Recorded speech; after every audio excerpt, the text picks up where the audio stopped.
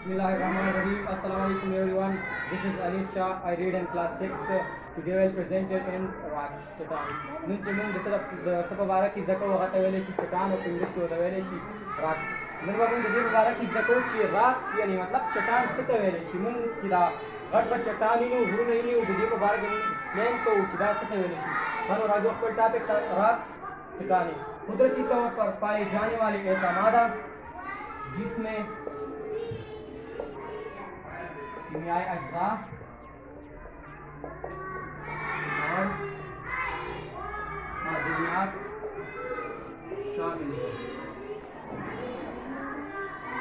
जनाब लोगों राक्स चट्टानें इसी तरह कुदरती तौर पर पाए जाने वाले ऐसा मादा वो कुदरती तौर बानी पर नेचुरली तौर बानी मूंग هغه یو ماده هغه یو میټر او میټر څه ته ویلی شي هر هغه یو شیز کوم چې وزن لري او ځای نیسي anything which occupies space and mass this is called matter.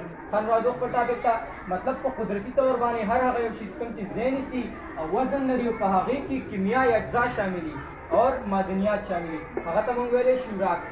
بیا د راکس 3 types دي 3 types of rocks. مثلا آتشی چٹانیں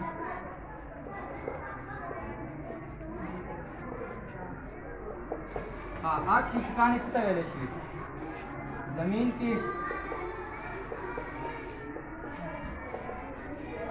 بیرونی